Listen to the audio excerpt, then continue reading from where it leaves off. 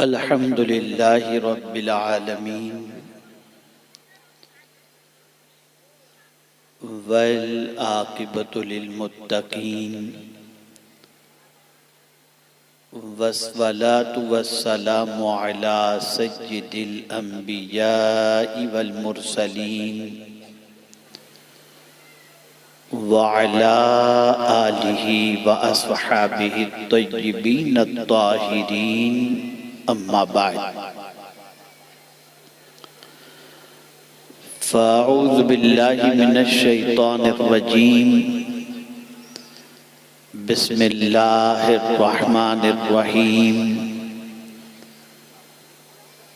من يعمل سوءا يجز به صدق اللہ العظیم۔ قابل قدر محترم و مکرم شہزادے مفتی اعظم اڑیسہ، دیگر علماء ذوی الاحترام، خواتین اسلام، السلام علیکم ورحمۃ اللہ وبرکاتہ۔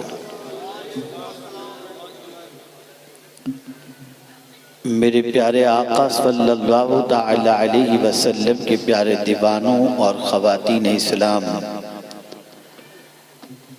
آج کریمہ کے جس حصے کی تلاوت کا میں نے شرف حاصل کیا اس سے متعلق کچھ معروضات پیش کرنے سے پیشتر جس طریقے سے میں پڑھاؤں عقیدت و محبت میں ڈوب کر مرد حضرات بلند آواز سے اور خواتین اسلام پست آواز سے درود و سلام کا نذرانہ پیش کریں۔ الصلاۃ والسلام علیکہ یا رسول اللہ، الصلاۃ والسلام علیکہ یا حبیب اللہ،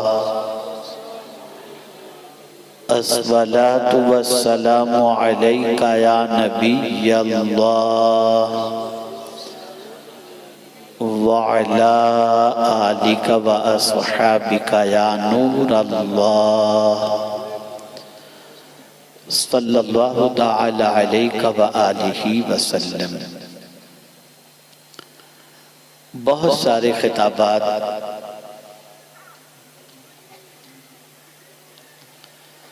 ابھی تک آپ نے سماعت فرمائے۔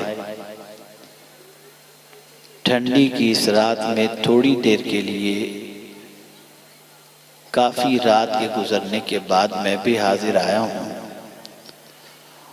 اور یہ دیکھ کر مجھے مسرت ہو رہی ہے کہ آپ بالکل چاق و چوبند رہتے ہوئے گفتگو سننے کی کوشش کر رہے ہیں۔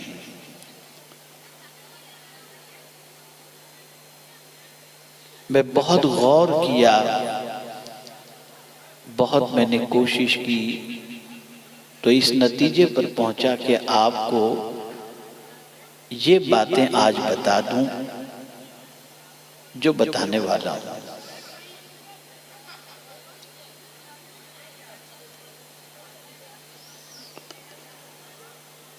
بنگال، بہار، یوپی، ان علاقوں میں جا کر تقریر کرنا بس ایسا ہی ہوتا ہے جیسے کسی میلے میں جا کر کے انٹرٹینمنٹ کر کر کے آ جانا، اس لیے کہ لوگ یہ سمجھتے ہیں کہ گاؤں کا جلسہ ہے، چلو سب ملیں گے چلتے ہیں۔ جیسا کہ ابھی آپ وہاں سے آواز سن رہے ہیں، پیچھے سے شور شرابے کی آواز ہے۔ اگر میں اس وقت آپ کے سامنے یہ کہوں کہ قرآن پڑھا کرو تو 90% آپ میں سے لوگ ایسے ہوں گے جن کو سورہ فاتحہ بھی صحیح طور پر پڑھنے نہیں آتی۔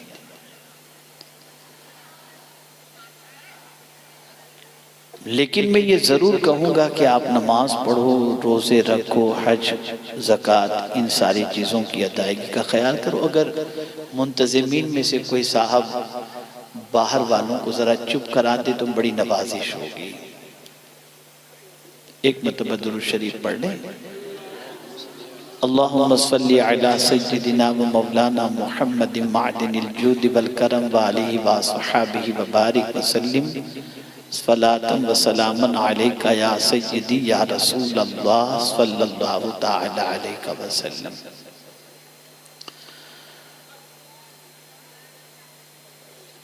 اور ایک رات میں آپ کو پوری نماز تو نہیں سکھا سکتا، تو آج میں کچھ وہ باتیں آپ کی سماعتوں کے حوالے کروں جس کی وجہ سے اللہ رب العزت جل جلالہ نیکی کے راستے پر چلنے کی آپ کو توفیق عطا فرما دے۔ دیکھیے دو چیزیں ہوتی ہیں،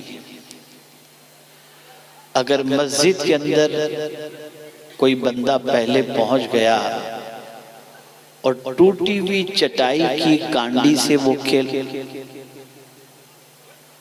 یہ اسٹیج ہے یا کیا ہے، تفریح کر رہے ہیں، کیا کر رہے ہیں آپ؟ عجیب مسئلہ ہے۔ ایک مرتبہ درود شریف پڑھ لیں۔ اللہم صلی علی سیدنا و مولانا محمد معدن الجود والکرم وآلہ وصحابہ وبارک وسلم۔ ٹوٹی ہوئی چٹائی سے اگر کوئی بچہ کھیل رہا ہے اور آپ اس سے جا کر کے کہیں کہ چٹائی سے مت کھیلو، گناہ ہے، وہ تھوڑی دیر کے لیے رک جائے گا،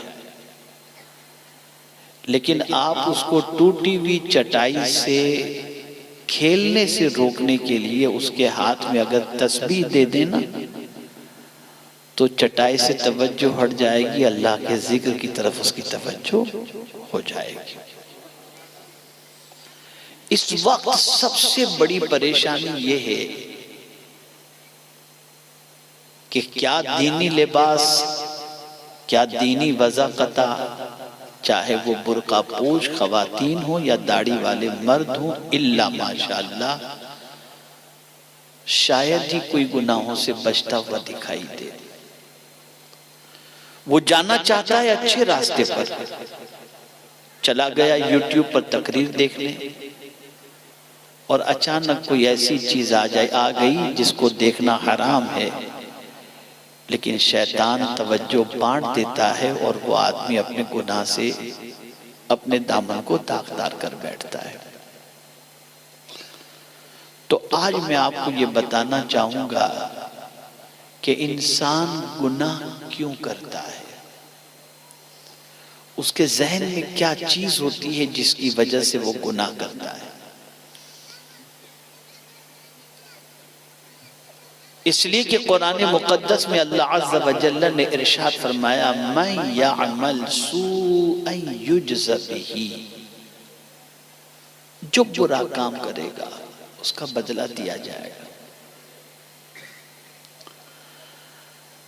گناہ کے دلدل میں آج پورا معاشرہ ڈوبتا جا رہا ہے، اور جتنی بھی مصیبتیں آ رہی ہیں وہ گناہوں کی وجہ سے۔ مَا أَصَابَكَ مِن مُّصِيبَةٍ فَبِمَا كَسَبَتْ أَيْدِيكُمْ، جو مصیبتیں تمہیں پہنچتی ہیں وہ تمہارے ہاتھوں کی کمائی ہے، اور اللہ کا بے پناہ کرم ہے کہ وَيَعْفُو عَن كَثِيرٍ، بہت سارے گناہوں کو تو وہ معاف فرما دیتا ہے۔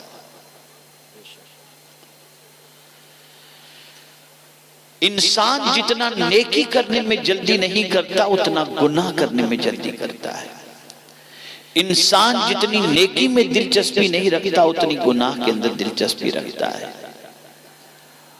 انسان نیکی کر کے جتنا خوش نہیں ہوتا اتنا گناہ کر کے خوش ہو رہا ہے۔ اب اگر کسی قوم کا مزاج گناہ کا ہی بن جائے اور گناہ ہی اس کی زندگی بن جائے، بلکہ گناہ کر کے خوش ہونے والی زندگی بن جائے، اور گناہ کرتے وقت اسے کسی کا ڈر بھی نہ لگتا ہو، اور گناہ کر کے وہ مسکرانے والا بن جائے، تو پھر میں آپ سے پوچھنا چاہتا ہوں کہ اس قوم کو تباہی اور بربادی سے کون روک سکتا ہے؟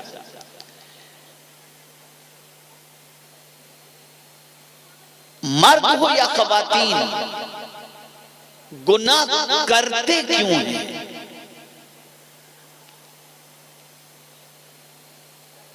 سب سے پہلی چیز ان کے دل و دماغ کے اندر یہ ہوتی ہے کہ جب کبھی ان کے دل میں گناہ کا ارادہ ہوتا ہے تو وہ ایسی جگہ تلاش کرتے ہیں جہاں کوئی دیکھنے والا نہ ہو. کوئی لڑکا ہو، کوئی لڑکی ہو، کوئی مرد ہو یا کوئی عورت ہو، گناہ جب بھی کرنے کا خیال آتا ہے یا گناہ کی طرف جب بھی طبیعت مائل ہوتی ہے تو وہ ایسی جگہ کی تلاش میں رہتا ہے جہاں اسے کوئی دیکھنے والا نہ ہو. تو اب میں آپ سے پوچھتا ہوں، ہم نے اگر قرآن پڑھا ہوتا تو ہماری کیفیت دوسری ہوتی. اس لیے کہ اللہ عز و جل نے ارشاد فرمایا ان ربک لبالمرصاد، بے شک تمہارا رب دیکھنے والا ہے، وہ گھات لگا کر بیٹھا ہے. میرے پیارے آقا صلی اللہ تعالی علیہ وسلم کے پیارے دیوانوں، ایک بزرگ، بڑی مہربانی ہوگی اگر باہر والوں کو چپ کرا دیں، کوئی ایک بندہ چلا جائے اور وہیں رہے، ان کو چپ کرا دے. ایک مرتبہ درود شریف پڑھ لیں آپ. اللہم صلی علی سیدنا و مولانا محمد معدن الجود والکرم والی و صحابی و بارک وسلم. اب مجھے یہ بتائیے کہ جب ایک بندے کے دماغ کے اندر یہ بات آ جائے کہ میرا باپ مجھے دیکھ رہا ہے، پولیس والا مجھے دیکھ رہا ہے، میرے پیر و مرشد مجھے دیکھ رہے ہیں، میرے استاد مجھے دیکھ رہے ہیں، وہ بندہ گناہ سے بچتا ہے، گناہ نہیں کرتا. لیکن وہ دیکھنے والا دیکھے گا، کہاں تک دیکھے گا؟ اس کی نظر کی رسائی جہاں تک ہوگی، آپ وہاں گناہ کرتے ہوگے تو وہ دیکھے گا. گھر میں گناہ کرتے ہو دیکھے گا، محلے میں گناہ کرتے ہو وہ دیکھے گا. کسی دوسرے شہر میں جا کر کے آپ گناہ کرتے ہیں، کون دیکھے گا؟ لیکن میرے رب کی ذات کا عالم یہ ہے، میرے رب کا عالم یہ ہے کہ وہ ایسی ذات ہے کہ کہیں تم اس سے نہیں چھپ سکتے. بلکہ قرآن کہتا ہے ان اللہ لا یخفی علیہ شیء فی الارض ولا فی السماء. کوئی چیز زمین و آسمان میں ایسی نہیں جو اللہ سے چھپی ہوئی ہو. اب میں آپ سے پوچھنا چاہتا ہوں، باپ سے ڈر کر کے آدمی گناہ کیوں نہیں کرتا؟ باپ گھر سے نکال دے گا، 2 ڈنڈے مارے گا. استاد سے ڈر کر کیوں گناہ نہیں کرتا؟ اس لیے کہ استاد ناراض ہو جائیں گے، 2 تماچا مار دیں گے. پیر کے ڈر سے گناہ کیوں نہیں کرتا؟ اس لیے کہ ان کی نظروں سے گر جاؤں گا تو تباہ ہو جاؤں گا. پولیس کے ڈر سے گناہ کیوں نہیں کرتا؟ اس لیے کہ وہ جیل کے اندر ڈال دے گا. لیکن کوئی بھی اتنا طاقتور نہیں جتنا میرا رب طاقت والا ہے.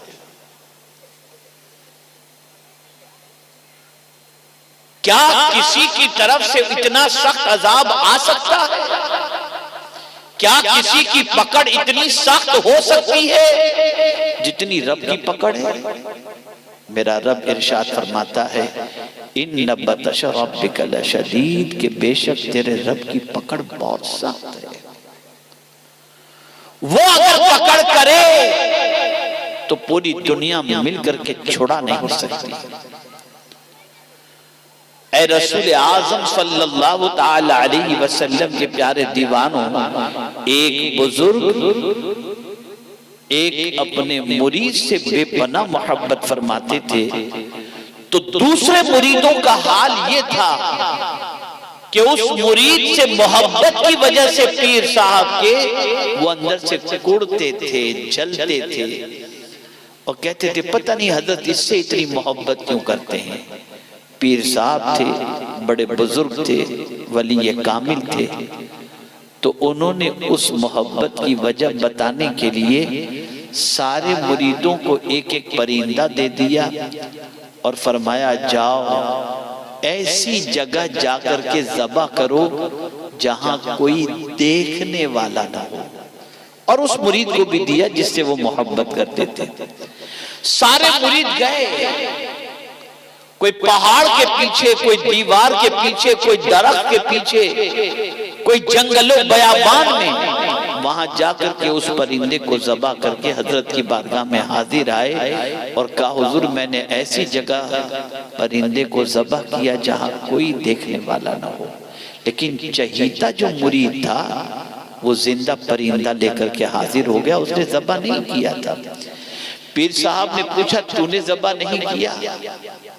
کہا حضور کوئی ایسی جگہ نہ تھی جہاں خدا دیکھنے والا. میں کہیں بھی جاتا مجھے لگا میرا مولا مجھے دیکھ رہا ہے، میرا رب مجھے دیکھ رہا ہے. تو جب دیکھنے والی خدا کی ذات تھی تو پھر مجھ میں ہمت نہیں ہوئی، اس لیے کہ آپ نے فرمایا تھا ایسی جگہ جا کر ذبح کرو جہاں کوئی دیکھنے والا نہ ہو. جب اس مرید خاص نے اپنی وجہ بیان فرمائی ذبح نہ کرنے کی تو سارے مریدوں نے اعتراف کر لیا کہ یقیناً حضرت جو اس سے محبت کرتے ہیں اس کی وجہ ہمیں سمجھ میں آ گئی. کہاں جاؤ گے گناہ کر کے، گناہ کرنے؟ زمین کا کون سا خطہ ایسا ہے جہاں جا کر تم گناہ کر سکو؟ اللہ سے کون چھپ سکتا ہے؟ اللہ سے کون بھاگ سکتا ہے؟ اللہ عز و جل کی نظر سے کوئی نہیں چھپ سکتا. تم گھر کی چار دیواری میں بھی گناہ کرتے ہو تب بھی اللہ دیکھ رہا ہے. مجھے ایک صحابی کا واقعہ یاد آ رہا ہے. بارگاہ رسول صلی اللہ علیہ وسلم میں ایک حبشی صحابی حاضر ہوئے اور عرض کرنے لگے یا رسول اللہ صلی اللہ تعالی علیہ وسلم مجھ سے گناہ سرزد ہو گیا، کیا میں توبہ کروں تو مولا میری توبہ قبول فرمائے گا؟ ارشاد فرمایا ہاں اگر تم سچے دل سے توبہ کرو اللہ تمہاری توبہ کو قبول فرمائے گا. انہوں نے توبہ کی اور اس کے بعد آقا کریم صلی اللہ علیہ وسلم سے عرض کرتے حضور کیا مجھے گناہ کرتے میرے رب نے دیکھ لیا ہے؟ سرکار نے فرمایا ہاں. اتنا سننا تھا ایک چیخ ماری اور روح پرواز کر گئی. آپ ذرا سوچو رب کی پکڑ بہت سخت ہے، رب کی قوت بہت سخت ہے. ابھی ترکیہ میں زلزلہ آیا، 28 سیکنڈ کے اندر شہر کا شہر ملبے کے ڈھیر میں تبدیل ہو گیا. اتنی طاقت والا ہے میرا رب، ایک حکم دے دے تو چند سیکنڈ کے اندر پوری کی پوری بستی جو ہے وہ تباہی اور ملبے کے ڈھیر میں تبدیل ہو سکتی. کیا آپ نے بہت سو کو نہیں دیکھا سیدھے سادھے چل رہے ہیں، ٹھوکر لگی اور گرے اور موت واقع ہو گئی؟ بہت ساروں کو آپ نے نہیں دیکھا چلتے چلتے اٹیک آیا اور مر گئے. بہت ساروں کو آپ نے نہیں دیکھا چل رہے ہیں اور پیرالیسس کا اٹیک آیا. آپ دیکھتے چلے جائیں. یہ ساری چیزیں بتاتی ہیں کوئی طاقت تو ہے جو انسان کو اس طریقے سے اپنے قبضے میں رکھے ہوئے ہے. اے رسول اعظم صلی اللہ علیہ وسلم کے دیوانوں، اللہ نہ کرے صدبار نہ کرے گناہ کا خیال دل کے اندر پیدا ہو کہ میں چھپ کر کے کہیں جا کر کے گناہ کروں. اس وقت یہ تصور دماغ کے اندر محفوظ کر لینا کہ اللہ سے کہیں بھی چھپ کر تم گناہ نہیں کر سکتے. تو انسان گناہ اس لیے کرتا ہے کہ یہ تصور اس کے ذہن میں ہوتا ہے کہ کوئی نہیں دیکھ رہا. تو آج سے یہ تصور قائم کرو ہم جہاں بھی ہوں گے ہمارا خدا ہمیں دیکھ رہا ہے، ہمارا رب دیکھ رہا ہے.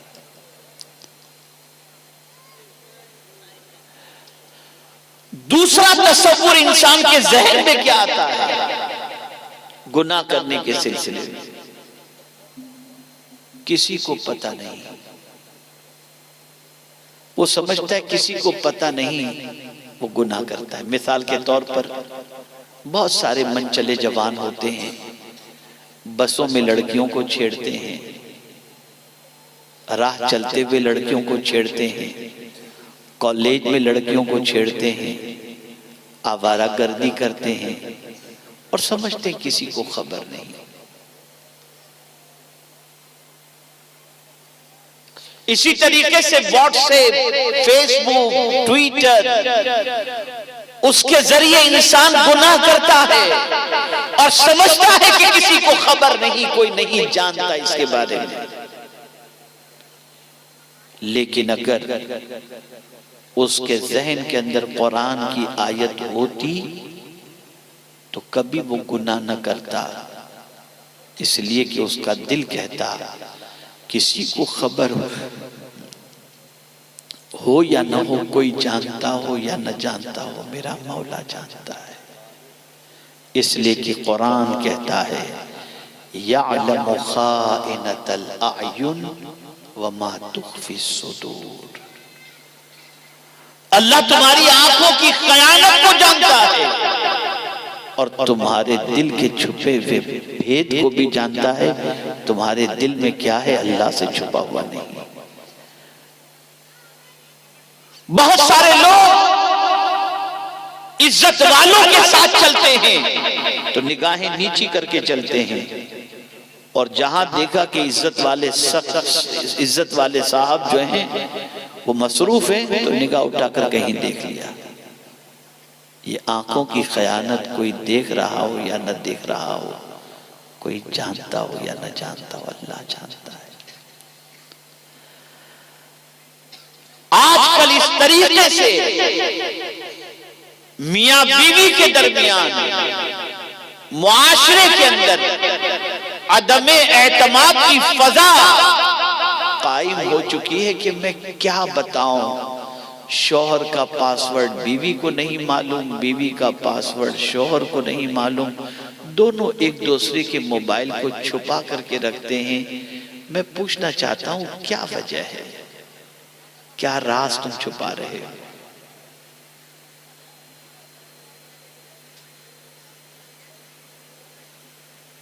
ایک دوسرے سے تو راز چھپا سکتے ہو، اللہ سے نہیں چھپا سکتے۔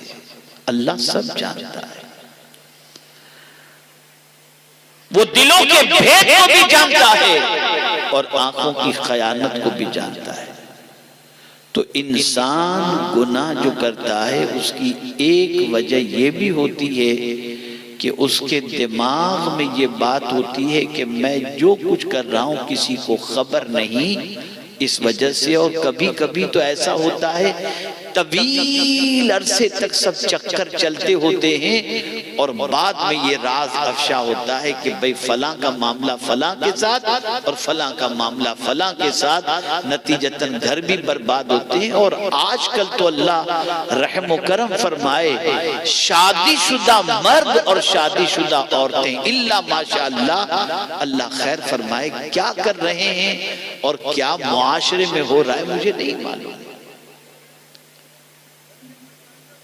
بہت ساری عورتیں نانی بن جاتی ہیں اور اس کے بعد بھی کوئی اور، بہت سارے شوہر دادا بن جاتے ہیں پھر بھی ان کا چکر کہیں اور سمجھتے ہیں کسی کو خبر نہیں۔ خبر اللہ کو ہے، اور اس کی پکڑ جب ہوگی تو دنیا کی کوئی طاقت چھڑا نہیں سکتی۔ تو انسان گناہ کرتا ہے، اس کی دوسری وجہ جو ہوتی ہے وہ یہ ہوتی ہے انسان یہ سوچتا ہے کہ میرے گناہ کی کسی کو خبر نہیں، میں اپنی مرضی سے جو چاہوں کروں۔ تیسری وجہ گناہ کرنے کی جو ہوتی ہے وہ یہ ہے کہ وہ سوچتا ہے میرے ساتھ کوئی نہیں۔ اس لیے آپ دیکھیں کہ دوست ساتھ میں ہوں، بھائی ساتھ میں ہو، کوئی عالم ساتھ میں ہو، کوئی بزرگ ساتھ میں ہو، تو آدمی گناہ سے بچتا ہے۔ گناہ کرنے کے لیے اکیلا پن ڈھونڈتا ہے۔ لیکن اگر قرآن مقدس کی آیت کریمہ اس کے پیش نظر ہوتی تو کبھی وہ خود کو تنہا نہ سمجھتا، بلکہ اس کے دل و دماغ کے اندر یہ بات محفوظ ہوتی، میں جہاں کہیں بھی ہوں اللہ میرے ساتھ ہے، وَهُوَ مَعَكُمْ أَيْنَمَا كُنْتُمْ، وہ تمہارے ساتھ ہے تم جہاں کہیں بھی ہو۔ اے رسول اعظم صلی اللہ تعالی علیہ وسلم کے پیارے دیوانوں، جب رب قدیر جل جلالہ کی معیت اس اعتبار سے کہ رحمت کے ساتھ، کرم کے ساتھ، قہر کے ساتھ، ستاری کے ساتھ، ہر جگہ تمہارے ساتھ ہے، تو پھر تم کہاں گناہ کرو گے جا کر؟ جب وہ تمہارے ساتھ ہے تو گناہ کیسے کرو گے؟ اللہ اکبر۔ اس لیے آپ کو معلوم ہے ایک عورت غربت کی چکی میں پیسی جا رہی تھی، بہت غریب تھی، بہت افلاس کی شکار تھی، بچے بھی تھے اس کے، اور بچے بھوک سے بلک رہے تھے، ماں تھی، ماں کی ممتا نے اس کو جوش دلایا، اور دل میں خیال پیدا ہوا کہ جا کر کے میں کسی سیٹ کے دروازے پر بیٹھ جاؤں اور کچھ روٹی اور کچھ کھانا لا کر کے اپنے بچوں کے پیٹ کی آگ کو بجھاؤں۔ دکھنے میں اچھی لگ رہی تھی، وہ گئی ایک سیٹ کے پاس اور اس سے تقاضا کیا، میرے بچے بھوکے ہیں کچھ دے دو۔ تو اس کا نفس بھی بھوکا تھا، اس نے مجبوری کا فائدہ اٹھاتے ہوئے اس خاتون سے کہا تو اپنا وجود میرے حوالے کر دے، میں تیرے گھر کو اناج سے بھر دوں گا۔ وہ ڈری اور چلی گئی۔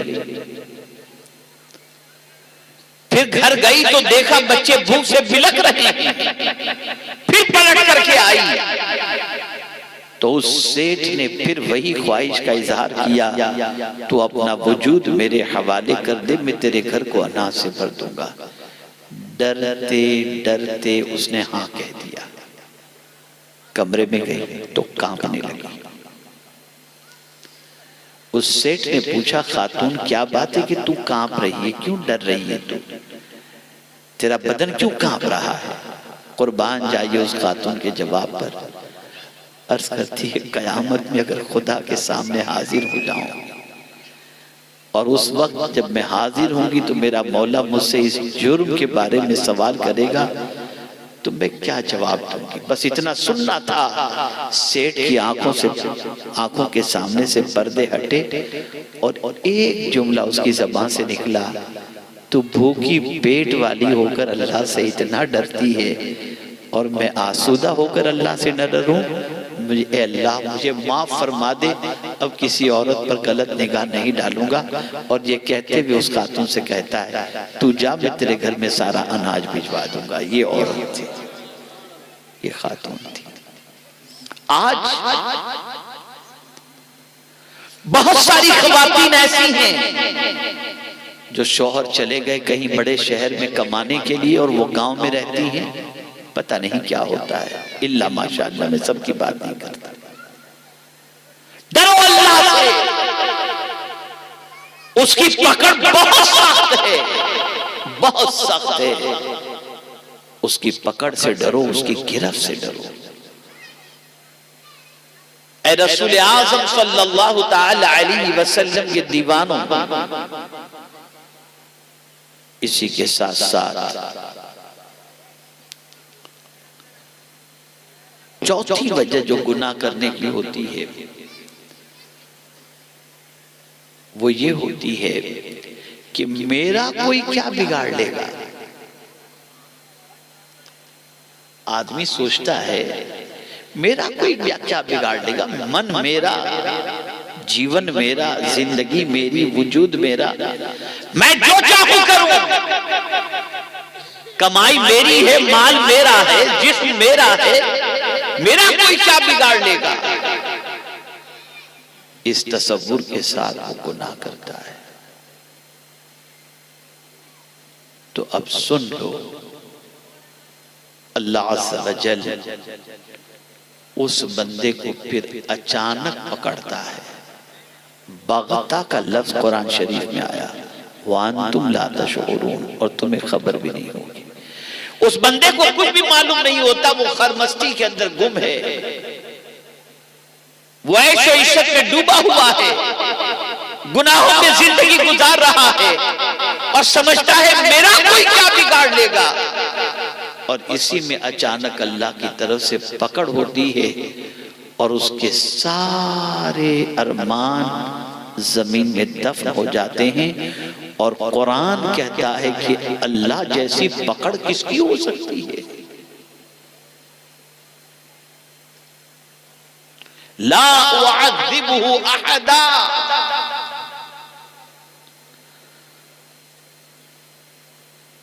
میرے پیارے آقا صلی اللہ تعالی علیہ وسلم کے پیارے دیوانوں،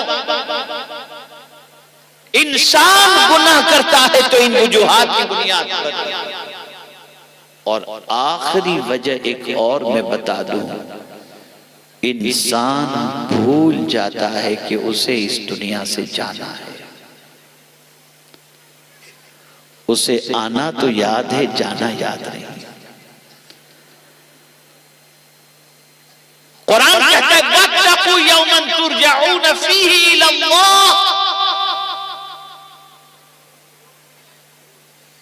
اس دن سے ڈرو جب تم اللہ کی طرف تم پلٹ کر کے جاؤ گے، اس دن سے ڈرو۔ اب میں پوچھنا چاہتا ہوں، ہے کوئی جو آپ کے ساتھ قبر میں آپ کے سوال کے جواب دینے کے لیے پہنچے؟ ہے کوئی جو قبر کی تاریکی کو دور کرنے کے لیے آپ کے لیے ہائیلوجن کا انتظام کر دے یا جنریٹر کا انتظام کر دے؟ ایک باپ بھی اپنے بچے کے ساتھ سوائے کفن کے کچھ نہیں بھیجتا، جانتا ہے میرا بیٹا بغیر گدے کے نہیں سوتا تھا، بغیر اے سی کے نہیں سوتا تھا، لیکن وہ باپ بھی اپنے بیٹے کو صرف کفن دے کر کے قبر کے حوالے کر کے چلا آتا ہے۔ کوئی نہیں آتا قبر کے اندر، نہ پنکھا لے جا سکتے ہو، نہ بلب لے جا سکتے ہو، نہ الیکٹریسٹی لے جا سکتے ہو، نہ ایئر کنڈیشن لے جا سکتے ہو، اور نہ کوئی تمہارا خدمت گزار تم قبر میں لے کر کے جا سکتے ہو۔ تنہا جاؤ گے، تنہا جاؤ گے۔ بندہ جب بھول جاتا ہے کہ اللہ کی طرف پلٹنا ہے، تب بندہ گناہ کرتا ہے۔ اللہ والے گناہ سے اس لیے بچتے تھے کہ ان کی نگاہوں میں قرآن کی یہ آیتیں موجود تھی۔ وہ تنہائی میں بھی گناہ نہیں کرتے تھے، وہ مجمع میں بھی گناہ نہیں کرتے تھے، اور اسی کے ساتھ ساتھ اس تصور کے ساتھ وہ جیتے تھے کہ اللہ ہماری نیتوں کو جانتا ہے، ہمارے ارادے کو جانتا ہے۔ بہت ساری بہنوں کو جب پردے کے بارے میں کہا جاتا ہے تو کھل کر کے کہتی ہیں مولانا بس دل کا پردہ ہونا چاہیے، باقی تو کیا ہے۔ العیاذ باللہ۔ اور بہت ساری خواتین بہت سارے پیروں کے ہاتھ پہ دباتی ہیں اور سمجھتی ہیں اس سے ان کو ثواب ملے گا، نجات ملے گی، فائدہ ملے گا۔ یاد رکھیں کوئی بھی پیر مصطفیٰ جان رحمت جیسا پاک نہیں ہو سکتا، اور حدیث شریف سے ثابت ہے کہ آقا کریم صلی اللہ علیہ وسلم نے کسی غیر محرم کو کبھی چھوا نہیں، نہ اس کا ہاتھ اپنے ہاتھ میں لے کر کبھی بیعت کی۔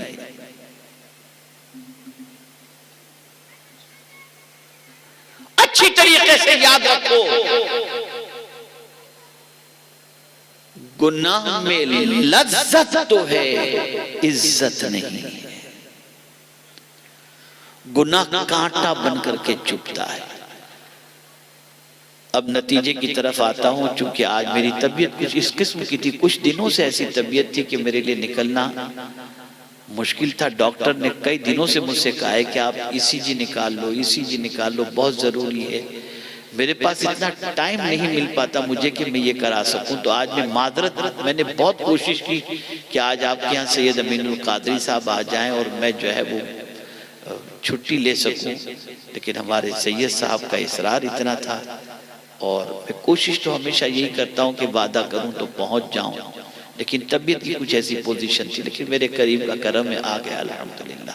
تو میں زیادہ وقت نہیں لوں گا، اتنی ہی باتیں آپ نے جو میں نے کہی ہیں ذہن میں رکھیں، تو یہ باتیں آپ کے لیے بڑی مفید ہوں گی اور آپ کی زندگی گناہوں سے۔ اب آپ کو میں بتا دوں سمیٹتے ہوئے، جب کبھی اللہ نہ کرے شیطان یا نفس کہے چلو یوٹیوب پہ کچھ دیکھ لیں، اب کیا دیکھ لیں؟ اچھی چیز کو دیکھنے کے لیے تو کوئی منع نہیں، لیکن گندی چیز دیکھنے کے لیے، حرام چیز دیکھنے کے لیے نفس کہے تو صرف اتنا سوچ لینا، ہاں دیکھ تو کوئی نہیں رہا ہے، اللہ دیکھ رہا ہے۔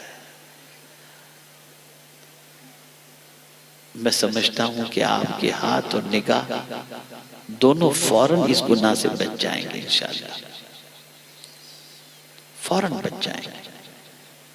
موبائل سے فوراً اس کو ہٹا دو گے، آنکھوں کی حفاظت کر لو گی، اور جب آنکھ حرام چیز کو دیکھنے سے بچ گئی تو اللہ عبادت کی لذت سے مالا مال کر دیا کرتا ہے، پھر عبادت کی لذت ملے گی، پھر عبادت کی لذت ملے گی۔ جہاں آج کے دور میں عبادت میں پناہ ضروری ہے، وہیں پر گناہ سے بچنا بہت ضروری ہے۔ آج الحمدللہ چاند رات ہے، ماہ رجب المرجب کا چاند آج ہو چکا، بہت مقدس مہینہ ہے یہ ان حرمت والے مہینوں میں سے ہے جن 4 مہینوں کو قرآن نے حرمت والا مہینے فرمایا۔ ان عدت الشہور عند اللہ 12 شہرا فی کتاب اللہ یوم خلق السماوات والارض منها 4 حرم، یہ حرمت والے مہینوں میں سے ہے۔ لیکن یہاں بہت سارے کام کی فضیلتیں احادیث میں موجود ہیں کہ اس ماہ مبارک میں یہ کرو، اس ماہ مبارک میں یہ پڑھو، اس ماہ مبارک میں یہ کرو، لیکن جب میں قرآن دیکھتا ہوں تو میری عقل دنگ رہ جاتی ہے، اے اللہ تو یہ بتا کہ حرمت والے مہینے میں کیا کریں؟ تو قرآن کہتا ہے فَلَا تَظْلِمُوا فِيهِنَّ أَنفُسَكُمْ، ان حرمت والے مہینوں میں اپنی جان پر ظلم نہ کرو، یعنی گناہ مت کرو، گناہ مت کرو۔ ہم لوگ ہی تھے، ہمارے آباء و اجداد، ہمارے اسلاف تھے جن کے قریب غیر مسلم رہنے پر فخر محسوس کرتا تھا اور یقین کے ساتھ کہتا تھا کہ ان کے پڑوس میں ہم رہیں گے تو ہماری بچیوں کی آبرو محفوظ رہے گی، اس لیے کہ یہ نبی کا غلام ہے۔ لیکن آج ہے یہ پوزیشن،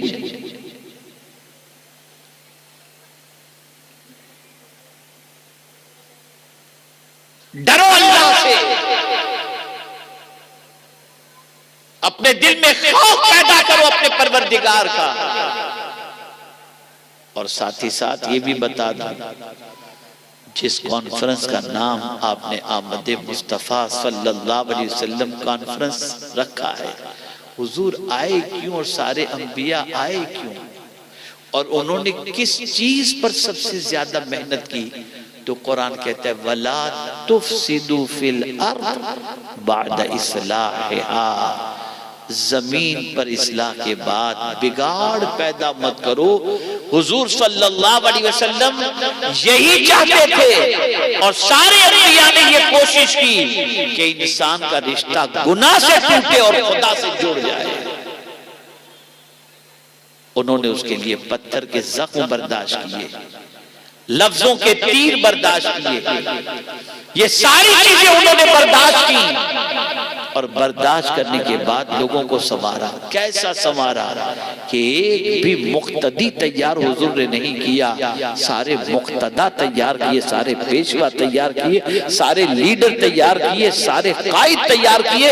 سارے صحابہ کے بارے میں حضور فرماتے ہیں اصحابی کالنجوم فبأیہم اقتدیتم اہتدیتم، میرے سارے صحابہ آسمان کے تارے ہیں، ان میں سے جس کی پیروی کرو گے ہدایت پا جاؤ.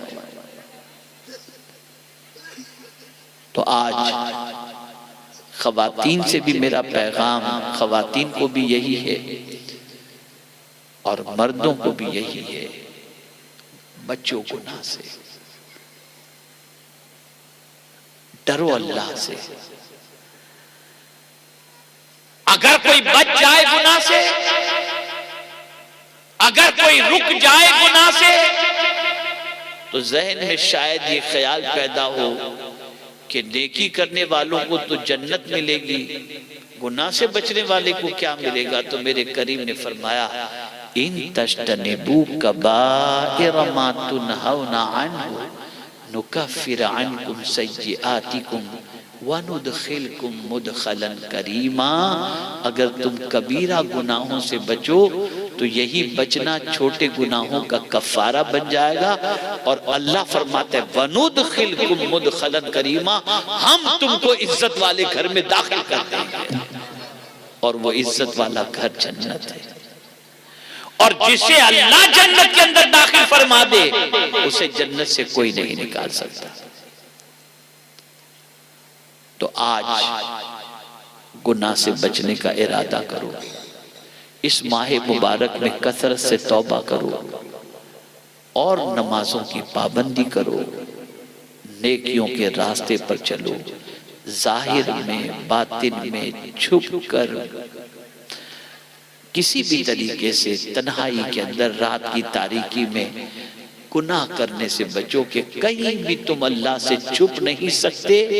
اللہ عز و جل کہیں بھی تم گناہ کرو وہ دیکھ رہا ہے اور اس کی پکڑ بہت سخت ہے. اور جو گناہ سے بچ جاتا ہے وہ مصیبت سے بچ جاتا ہے، جو گناہ سے بچ جاتا ہے، جو وہ بری موت سے بچ جاتا ہے، جو گناہ سے بچ جاتا ہے اللہ تعالیٰ اس کو عزت عطا کرتا ہے. جو گناہ سے بچ جاتا ہے اللہ تعالیٰ اس کو وقار عطا کرتا ہے. جو گناہ سے بچ جاتا ہے اللہ تعالیٰ اس کے رزق میں کشادگی عطا فرماتا ہے. اور سب سے بڑی بات یہ ہے جو گناہ سے بچ جاتا ہے اللہ اس کے دل کو سکون سے مالا مال کر دیا کرتا ہے. تو آج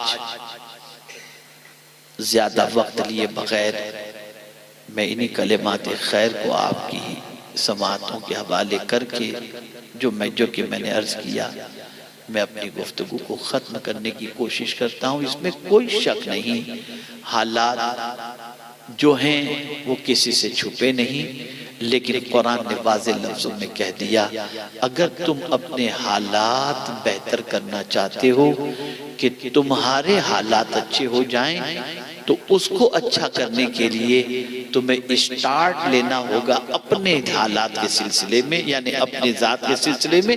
تم خود کو درست کر لو، اللہ تمہارے حالات کو درست کر لو. اگر خود کو تم نے درست نہیں کیا تو حالات درست نہیں ہو سکتے. ایک آخری بات مجھے یاد آ گئی، شاید کہ سمجھ میں بات آ جائے. اب اسلام سے زبان پر رہ گیا. میں آپ کو یقین کے ساتھ کہتا ہوں کہ ابھی آبزرویشن میرے سامنے آیا تھا کچھ مہینوں پہلے، ہندوستان کے 50% مسلمان پہلا کلمہ بھی نہیں جانتے. پہلا کلمہ. اور اس کی دلیل میں آپ کو بتاؤں کہ جب کبھی ہم نکاح پڑھانے کے لیے جاتے ہیں اور دولہے کو پہلا کلمہ پڑھنے کے لیے کہتے ہیں، اعراب کی اتنی غلطیاں ہوتی ہیں اور اتنا غلط پڑتا ہے کہ اسے کس اعتبار سے ہم کہیں کہ یار یہ کیسا مسلمان ہے.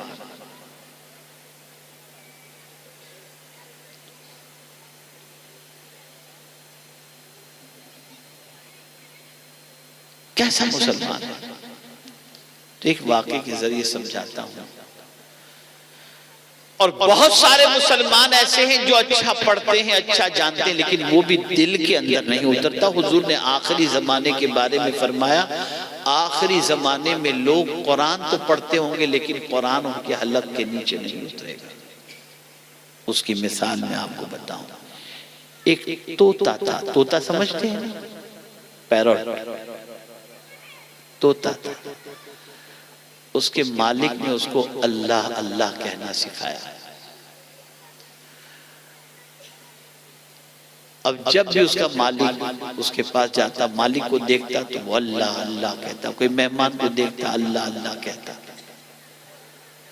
کئی سالوں تک وہ اس طریقے سے کہتا رہا اور لوگ اس کی آواز سن کر کے خوش ہوتے رہے اور کہتے رہے کہ یہ پوپٹ کتنا اچھا ہے، یہ پیرٹ کتنا اچھا ہے جو طوطا جو ہے وہ اللہ اللہ کہتا ہے.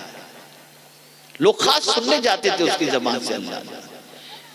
ایک دن پنجرہ کھلا رہ گیا. بلی آئی اور بلی نے دیکھا کہ پنجرہ کھلا ہے اور طوطا موجود ہے. فوراً بلی نے اس پر حملہ کیا.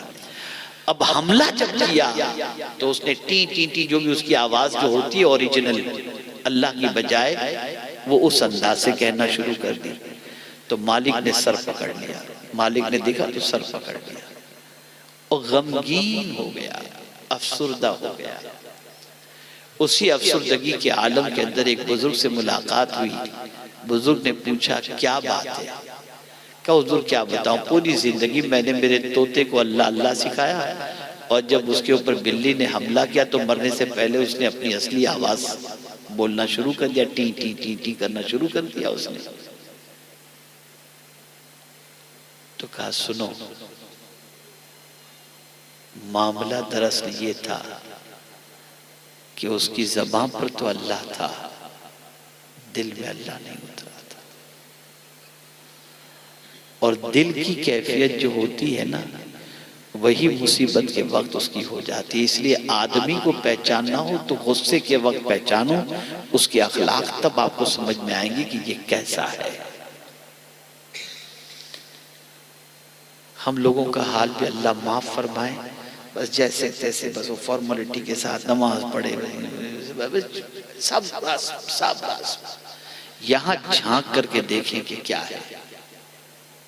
سرکار حضور مفتی اعظم ہند علیہ الرحمت والرضوان جب لیٹتے تھے چارپائی پر تب بھی اگر ان کے قریب کوئی بیٹھا ہوتا تو ان کے قلب سے ذکر الہی کی آواز آیا کرتی تھی.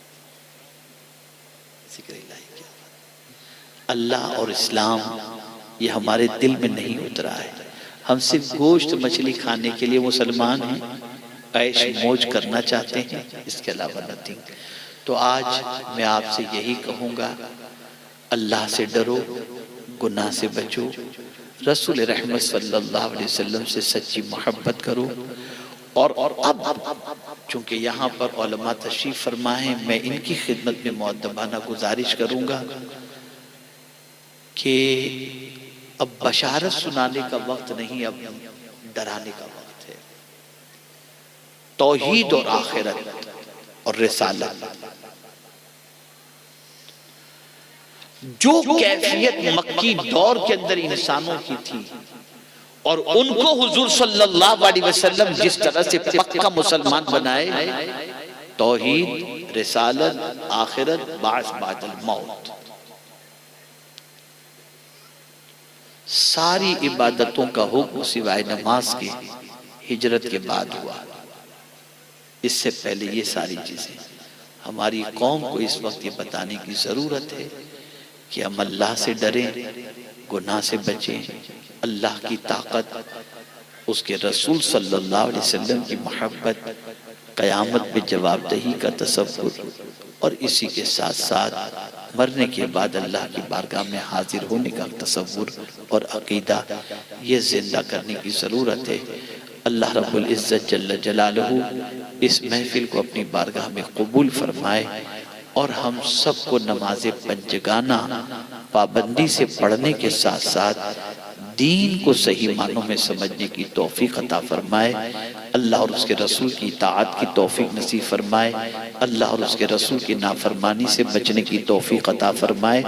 اور اسی کے ساتھ ساتھ میں ان لوگوں سے گزارش کروں گا جو اس مجمع کے اندر تھوڑا سا پیسہ رکھتے ہیں، دولت رکھتے ہیں، ان سے میری گزارش ہے کہ اپنی گلی محلے کے اندر چھوٹے چھوٹے مکتب کھولو جس میں بچے آئیں، قرآن سیکھیں، دین سیکھیں اور چلے جائیں۔ ورنہ یاد رکھیے گا آپ کے مرنے کے بعد آپ کا بچہ آپ کے لیے مغفرت کی دعا بھی نہیں کر سکے گا، اس لیے کہ اس کو نماز جنازہ کی دعا ہی نہیں معلوم ہوگی۔ اس لیے ضرورت ہے اپنی دولت کو بیجا خرچ کرنے کی بجائے آپ گلی کوچوں کے اندر مکاتب قائم کریں۔ اور یہ مکاتب قائم کر کے آپ کہیں گے ہمارے مولانا پڑھاتے نہیں ہیں، ٹائم نہیں دیتے۔ میں آپ سے کہتا ہوں ٹائم بھی دیں گے، پڑھائیں گے بھی۔ آپ کو اللہ نے دولت دیا ہے، ان کو اللہ نے علم دیا ہے، آپ فراخ دلی کے ساتھ ان پر دولت خرچ کریں، ان کو پیٹ بھر کر کے تنخواہ عطا کریں اور ان سے کہیں کہ آپ بچوں کو پڑھائیں۔ اور یہ بات یاد رکھیے گا کہ کبھی بھی یہ پیسہ آپ کا ضائع نہیں جائے گا، اللہ عز و جل اس کا 10 گنا آپ کو عطا فرمائے گا۔ آج الجامعۃ الاشرفیہ مبارک پور اور اس الجامعۃ الاشرفیہ مبارک پور میں جو ہے تو اس مبارک پور کے باشندوں کو اللہ نے دولت سے نوازا ہے۔ اس کی ایک سب سے بڑی وجہ ہے وہ یہ ہے کہ وہاں کے طلبہ کسی نہ کسی کے گھر پہ کھانے کے لیے جاتے ہیں اور لوگ اپنے گھر پر جو ہے کسی نہ کسی طالب علم کو بلاتے ہیں۔ شاید اب یہ سسٹم نہیں ہے لیکن پہلے یہ سسٹم تھا تو اللہ نے بہت نوازا، بے پناہ نوازا، بے انتہا نوازا۔ یاد رکھیں دین پر خرچ کرنے کے عوض کے اندر کبھی ضائع نہیں جاتا۔ آپ کوشش کریں اور اپنے بچوں کو دین سکھانے کی طرف مائل ہوں۔ اللہ تعالی ہم سب پر کرم کی نظر فرمائے۔ وَمَا عَلَيْنَا إِلَّا الْبَلَاغُ الْمُبِينُ۔ السلام علیکم ورحمۃ اللہ وبرکاتہ۔